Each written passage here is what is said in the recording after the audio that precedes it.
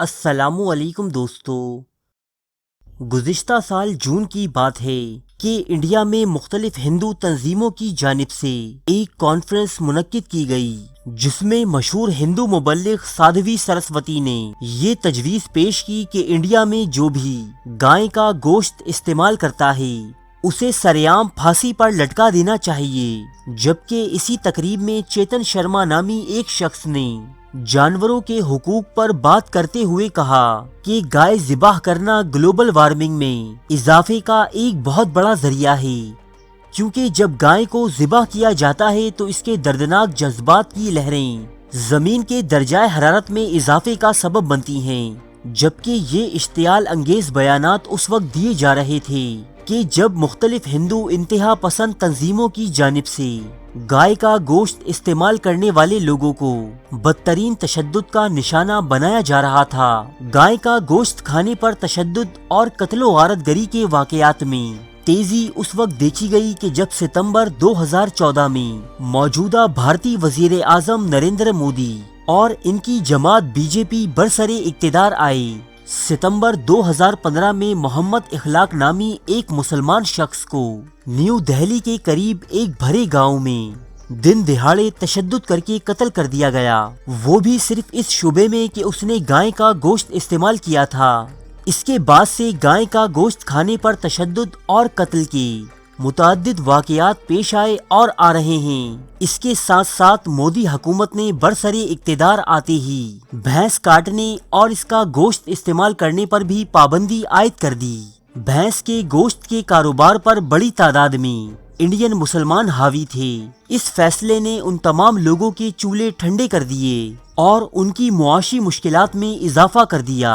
آپ میں سے اکثر لوگ یہ سوچتے ہوں گے کہ ہندو گائے کا اتنا احترام کرتے ہیں تو شاید ان کا دھرم یعنی مذہب انہیں ایسا کرنے کے لیے مجبور کرتا ہے، اور وہ ہندو دھرم کی شروعات یعنی ماضی سے ہی گائے کے گوشت سے پرہیز کرتے چلے آ رہے ہیں، جبکہ ایسا بالکل نہیں۔ قدیم ہندوستان میں رہنے والے ہندو نہ صرف گائے کا گوشت استعمال کرتے تھے بلکہ ان کی قدیم ترین مقدس کتابوں میں جگہ جگہ گائے کا گوشت استعمال کرنے کے احکامات بھی موجود ہیں۔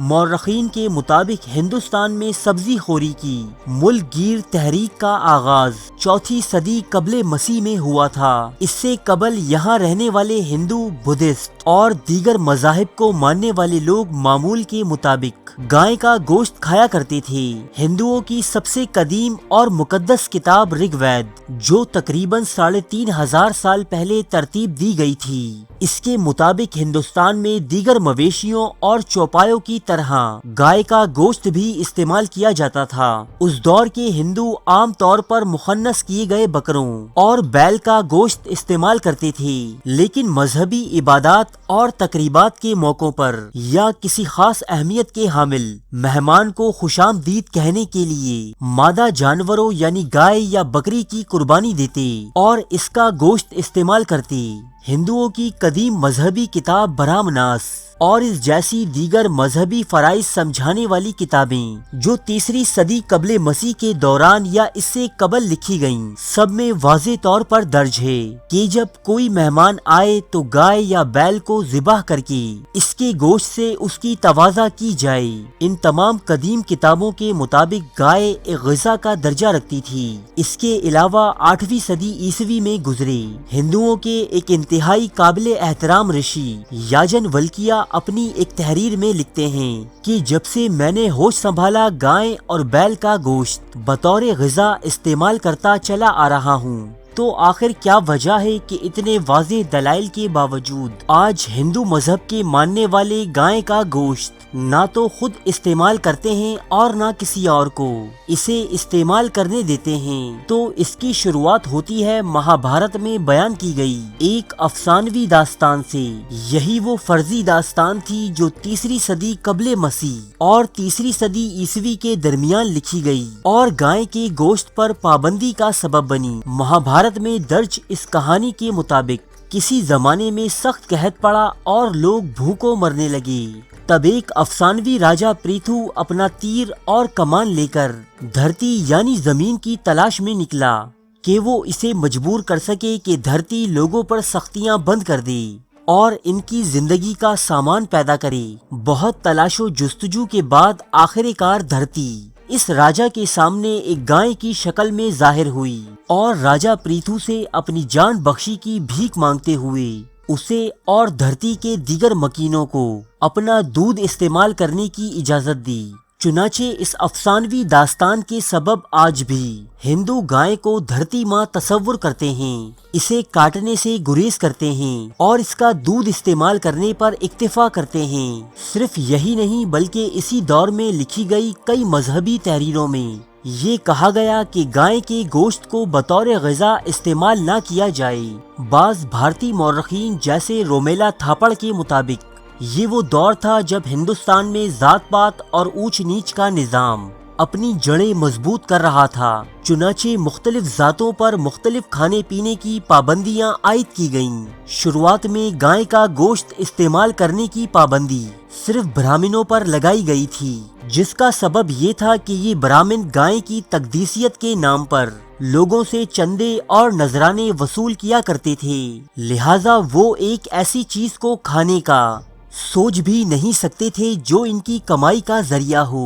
بعد ازاں یہ بھی مشہور کر دیا گیا کہ ایک گائے کی جان کی قیمت ایک برہمن کی جان کے برابر ہوتی ہے۔ جس طرح ہر معاشرے میں نچلا طبقہ خود سے اونچے طبقے کی پیروی کرتا ہے، اسی طرح دیگر ہندو ذاتیں بھی برہمنوں کی تقلید میں گائے کے گوشت سے پرہیز کرنے لگیں، جبکہ سب سے نچلی ذاتیں جنہیں ہمیشہ ہندو معاشرے سے الگ تھلگ رکھا گیا وہ آج بھی گائے کا گوشت استعمال کرتی ہیں۔ برہمنوں کے گائے کا گوشت استعمال کرنے پر ممانعت کے باوجود ہندوستان کی تاریخ میں کبھی گائے کو ذبح کرنے پر کوئی پابندی نہ تھی۔ گائے کی حفاظت کی پہلی مہم انگریزوں کے دور میں 19ویں صدی عیسوی کے دوران سامنے آئی۔ اس دور میں مسلمانوں پر عرصہ حیات تنگ کرنے کے لیے جو پابندیاں عائد کی گئی تھیں یہ ان میں سے ایک تھی۔ ہندوؤں کے مشہور رہنما گاندھی نے بھی اپنے لوگوں کو سبزی خوری کی ترغیب دیتے ہوئے گائے کا گوشت استعمال کرنے سے منع کیا تھا، لیکن گاندھی کے اس عمل کی وجہ ان کا عدم تشدد یعنی نان وائلنس کا نظریہ تھا، جس کی کوئی مذہبی توجہ نہ تھی۔ جبکہ گائے ذبح کرنے کی پابندی پر گاندھی کا یہ کہنا تھا، میں کس طرح کسی ایسے شخص کو گائے ذبح نہ کرنے پر مجبور کر سکتا ہوں کہ جو خود ایسا نہ چاہتا ہو، کیونکہ ہندوستان میں صرف ہندو ہی نہیں بستے